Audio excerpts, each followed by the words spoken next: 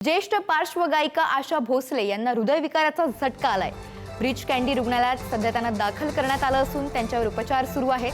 दरम्यान भाजप नेते आशिष शेलार हे देखील ब्रीच कँडी रुग्णालयात दाखल झाले। आशा भोसलेंची नात जनाई भोसलेने दरम्यान प्रतिक्रिया दिलेली आहे।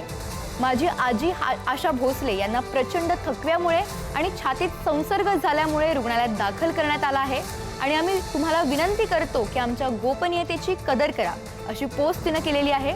तसंच उपचार चालू आहेत आणि आशा आहे की सर्व काही ठीक होईल आणि आम्ही तुम्हाला सकारात्मक अपडेट करू, अशी पोस्ट आशा भोसलेंच्या नातीने केलेली आहे। आशा भोसले यांना हृदयविकाराचा झटका आल्याची माहिती समोर येते आहे, त्यामुळे सध्या ब्रीच कँडी रुग्णालयात त्यांच्यावर उपचार सुरू आहेत। आशा भोसलेंच्या प्रकृतीवर त्यांच्या नातीने प्रतिक्रिया दिलेली आहे। माझी आजी आशा भोसले यांना छातीत संसर्ग झाल्यामुळे आणि प्रचंड थकव्यामुळे रुग्णालयात दाखल करण्यात आलंय आणि तुम्हाला विनंती करतो की आमच्या गोपनीयतेची कदर करा, अशी पोस्ट आशा भोसलेंच्या नातीने केली आहे। दरम्यान याबद्दलच अधिकची अपडेट देण्यासाठी आमचे प्रतिनिधी श्रेयस सावंत आपल्यासोबत जोडले गेलेले आहेत। श्रेयस, आशा भोसलेंच्या प्रकृतीबद्दल काय माहिती समोर येते का? सध्या त्यांची प्रकृती कशी आहे?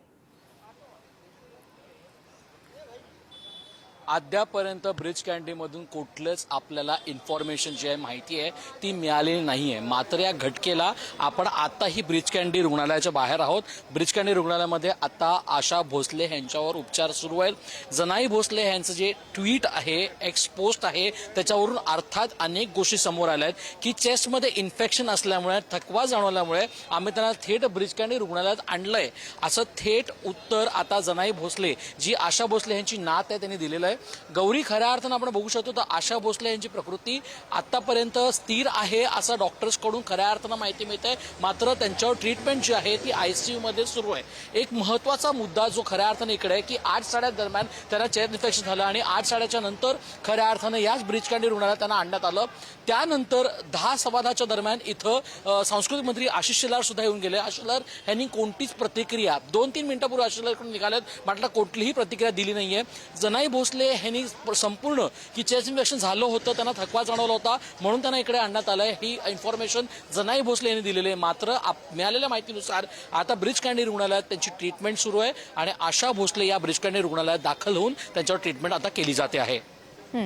धन्यवाद श्रेयस, आपण दिलेल्या सविस्तर माहितीसाठी।